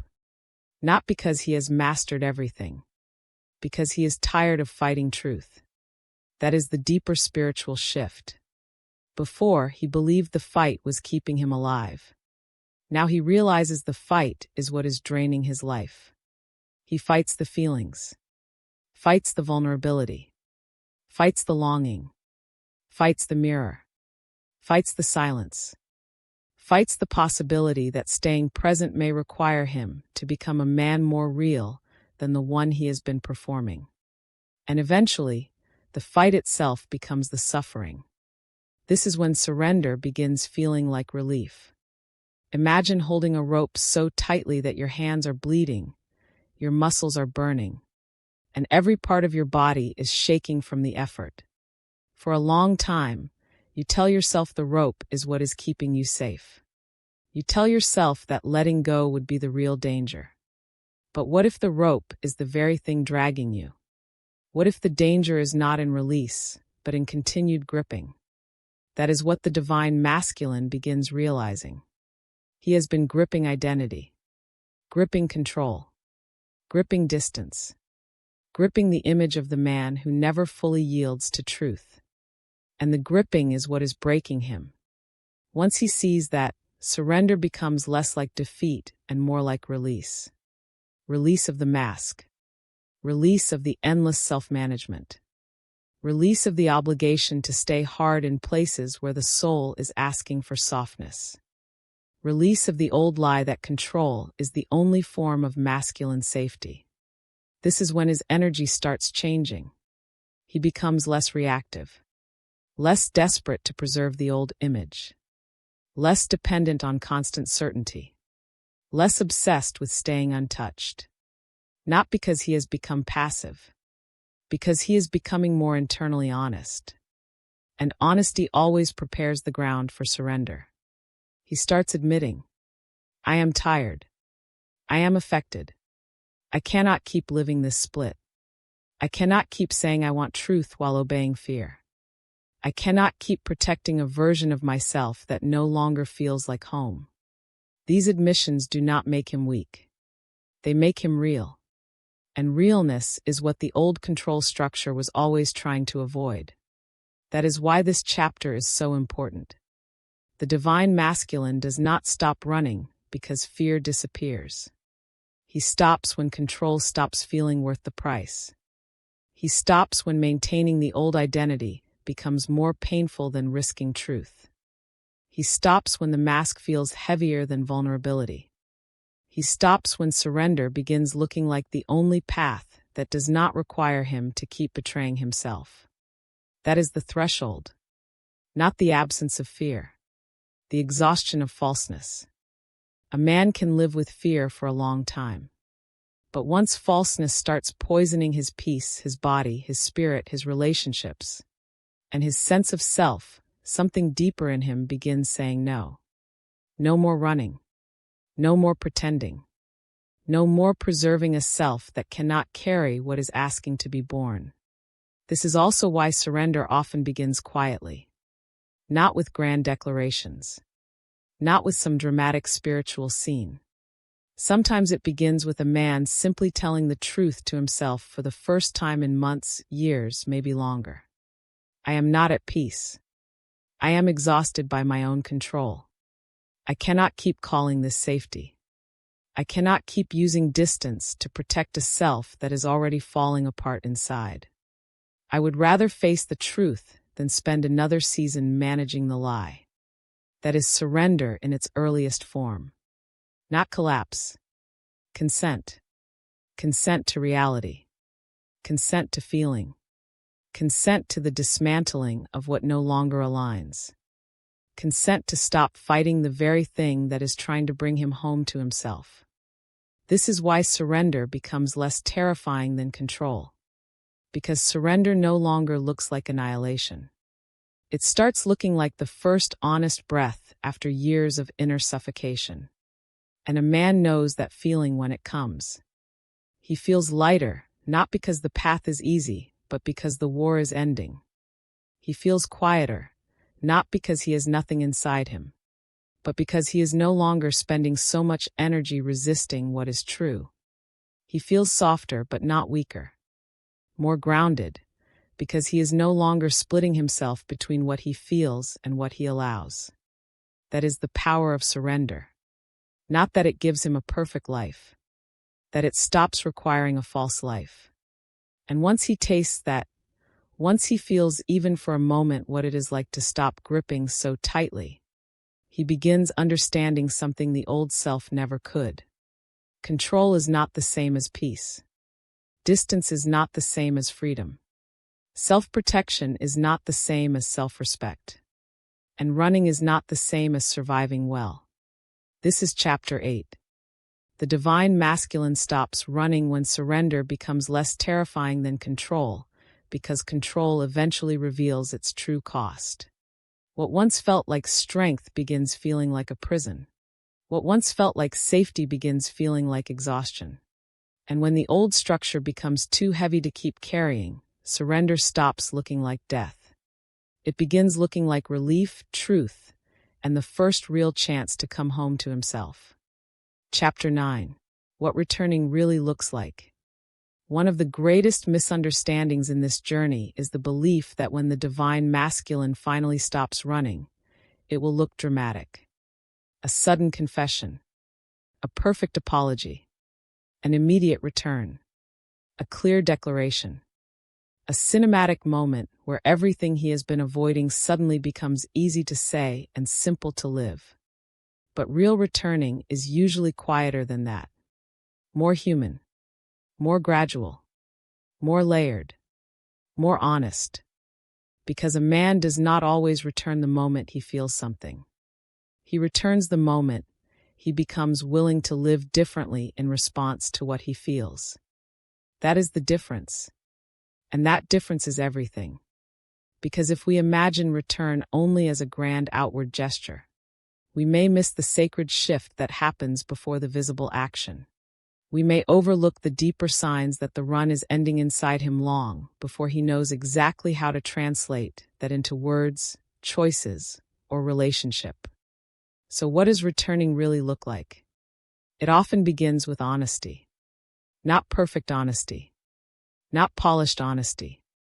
Not even public honesty at first. But inward honesty. The moment he stops lying to himself. The moment he admits that the distance did not bring peace. The moment he stops pretending the old identity still works. The moment he recognizes that what he feels is real, what he fears is real, and what he has been avoiding can no longer be reduced to timing or confusion or needing space. That is a return. Because before a man can return to another person in truth, he has to return to himself. He has to come back to the part of himself he abandoned every time he chose control over honesty, silence over vulnerability, distance over what his soul actually knew. This is why returning often starts invisibly. He becomes more reflective, more humble, more aware of his patterns, more uncomfortable with his own avoidance, more affected by the emotional cost of staying disconnected, less convinced by the story that running is still protecting him. These are not small changes. These are sacred signs that the inner movement has begun. A man who is returning may not yet know how to speak beautifully about it. He may not know how to move cleanly right away. He may still feel fear, still feel shame, still feel uncertainty about what to say, how to say it, and whether he can trust himself to stay present once he opens the door. But something has changed. He is no longer fully committed to escape. That is the beginning. Because the runner's deepest pattern is not only physical distance. It is emotional refusal. Refusal to stay with truth long enough for truth to alter him. Refusal to let the heart become part of his decision-making. Refusal to admit that the old self has become too small for what he now knows. So when that refusal begins weakening, return becomes possible. And often, the first form of return is accountability. This is one of the clearest signs. He starts seeing more clearly what his running has done. Not only to another person, to himself. He sees where silence became avoidance, where distance became self-protection at the cost of truth, where fear disguised itself as wisdom, where pride kept him from saying what needed to be said, where control made him feel safe for a moment, but left him spiritually divided for much longer. That kind of seeing humbles him, and humility changes a man, because a humble man is more reachable than a proud one, more teachable, more willing to stop defending the old pattern, more able to say, even inwardly, I cannot keep doing this the same way. That is returning to responsibility, returning to reality, returning to the truth of his impact. He may also begin returning through emotional openness. Again, not always in a dramatic flood. Sometimes in simple ways. He stops hiding as completely. He lets more truth into his words. He becomes less guarded in moments where he would once have shut down. He starts allowing the connection, the feeling, the memory, the longing, the grief, all of it, to exist without immediately trying to silence it. This is a huge shift, because before feeling led to running, now feeling starts leading to presence. That is real return, not the absence of fear. The willingness to remain in contact with what he feels instead of fleeing from it. He becomes less reactive, less defensive, less addicted to preserving the image of being unaffected, more interested in being true than in looking strong. That internal reordering may not be visible to everyone, but it changes the whole energy. His masculinity becomes quieter, cleaner, more grounded, less chaotic, less split between what he wants and what he allows. And that matters, because true return is not only about coming closer externally. It is about becoming more coherent internally. A man can physically return while still emotionally running, still hiding, still avoiding the deeper truth, still using closeness without real surrender. That is not the return this chapter is speaking about. Real return means the running pattern is losing authority. He begins staying with discomfort longer, staying with truth longer, staying with vulnerability longer, staying with himself longer, without immediately reaching for the old exits. This may show up as slowness, and that slowness is often misunderstood.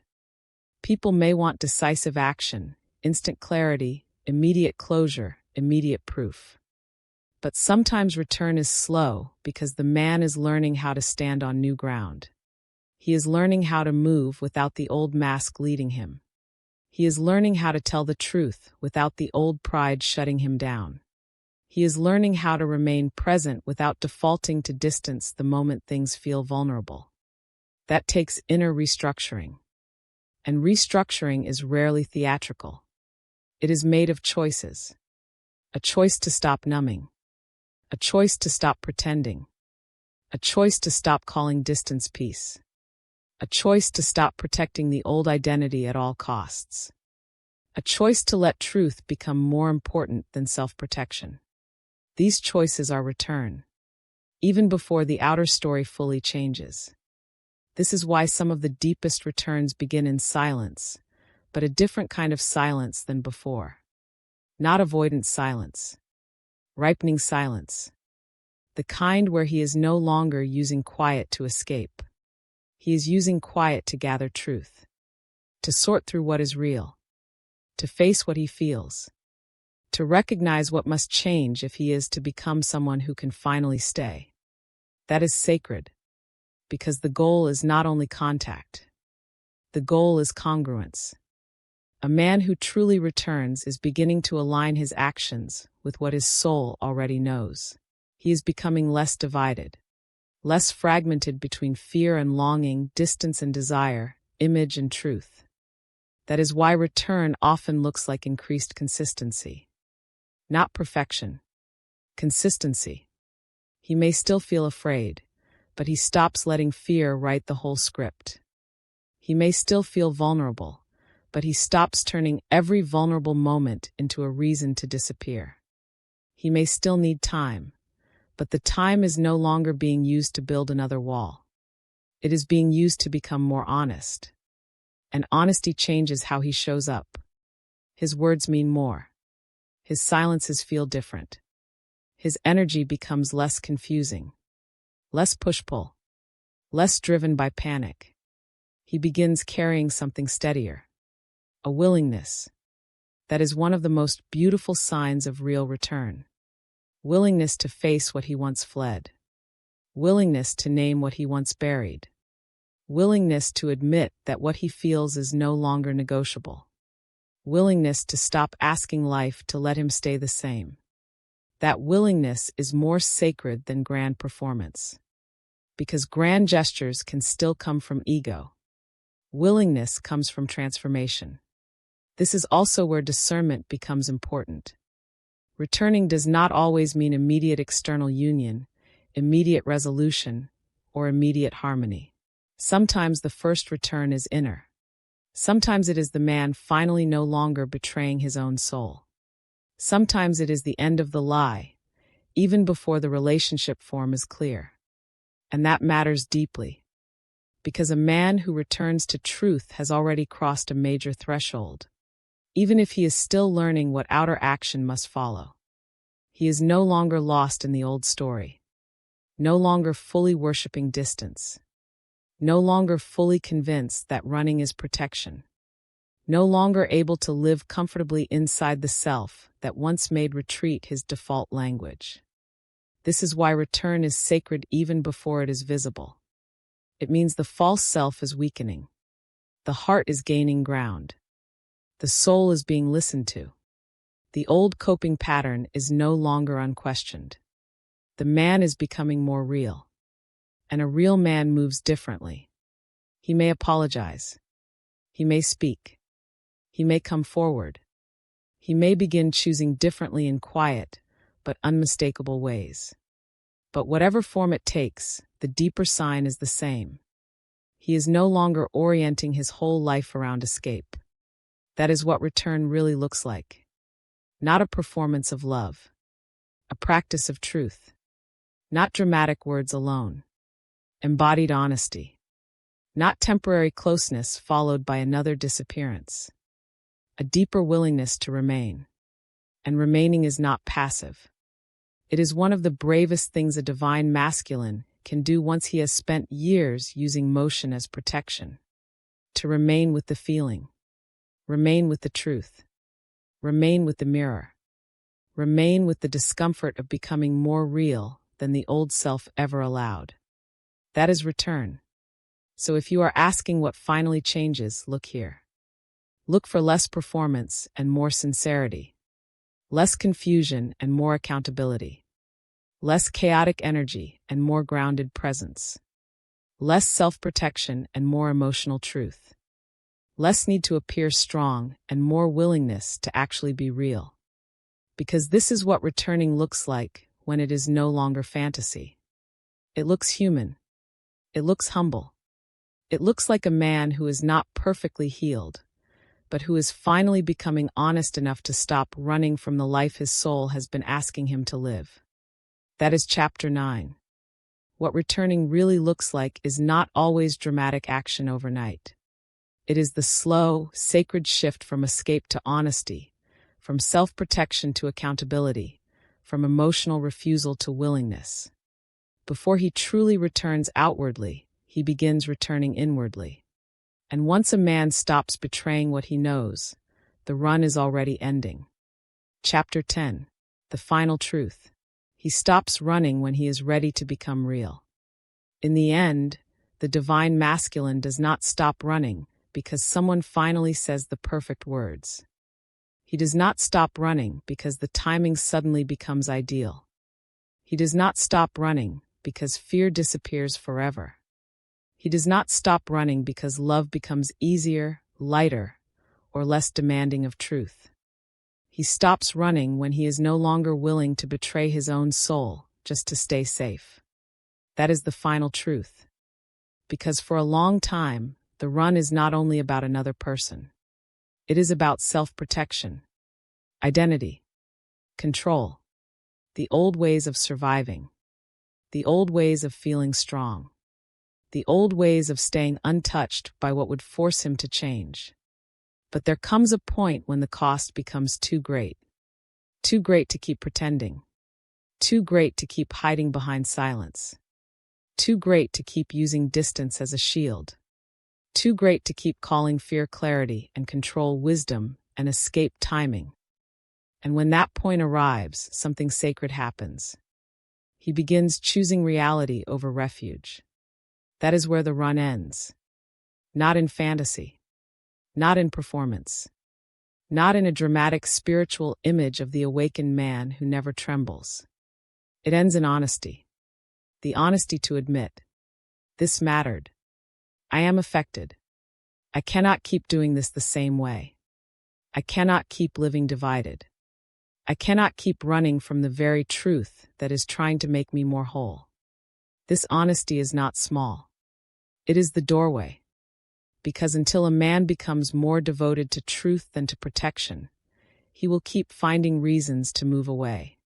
The reasons may sound spiritual, mature, logical, responsible, but underneath them, the same deeper movement remains, a refusal to let the false self die. That is what finally changes. He becomes ready to let the false self die. The self that needed to stay in control. The self that believed distance was power. The self that thought being unaffected was the same as being strong. The self that wanted love without surrender. The self that wanted connection without transformation. The self that kept running because it could not imagine becoming real without first becoming undone. But real men are not born through endless self-protection. They are born through truth. Through the moment they stop worshiping the mask. Through the moment they stop defending the old identity. Through the moment they realize that safety purchased through self-betrayal is not safety at all. It is exile. And exile may work for a while. But eventually, the soul gets tired of living outside itself. That is when the divine masculine changes. Not because someone forces him. Not because guilt finally corners him. Not because longing alone becomes unbearable. He changes because he is finally more afraid of living false than of being seen. Read that again. He stops running when he becomes more afraid of living false than of being seen. That is a holy threshold. Because now the whole question changes. Before he asked, how do I protect myself? How do I control this? How do I keep my identity intact? How do I avoid being overwhelmed by what I feel? But now he begins asking, how do I live true? How do I stop abandoning myself? How do I stop letting fear decide the shape of my life? How do I become a man whose soul can actually live inside his choices? That is a different man. A quieter man. A humbler man. A deeper man. A man less interested in appearing strong and more devoted to becoming clean in his truth. This is where return, surrender, and awakening meet. Because the divine masculine does not truly stop running when the outside world becomes perfect. He stops when something inside him becomes honest enough to say, enough. Enough distance. Enough performance. Enough pretending not to know. Enough repeating the same wound and calling it protection. Enough choosing control over peace. Enough sacrificing the real man just to keep the old one alive. That enough is sacred. It is the beginning of inner reunion. And inner reunion always comes before any outer form can become truly stable. A man must first return to himself. to his own truth, to his own emotional reality, to the part of him that has been waiting beneath the fear, beneath the pride, beneath the runner identity, beneath the years of learning how to survive without learning how to stay. This is why the final truth is not really about chasing him, convincing him, or decoding him forever. It is about whether he is ready to become real. Because once he is ready, everything changes. His silence changes. His energy changes. His choices change. His relationship to fear changes. His relationship to love changes. His relationship to himself changes. He begins to understand that love was never the enemy. Vulnerability was never the enemy. The mirror was never the enemy. The real enemy was the false self that kept telling him he had to stay hidden in order to stay safe. And once he sees that clearly enough, running loses its meaning. Because what was he really protecting? An identity that no longer felt like home. A structure that kept him functional but empty. A mask that earned him distance from pain, but also distance from life. That is not enough anymore. Not for the awakened masculine. Not for the man who has felt the cost. Not for the soul that has already been touched by truth. So yes, he may still tremble. Still move slowly. Still need courage. Still face the echoes of old fear. But if he is truly stopping the run, one thing will be undeniable.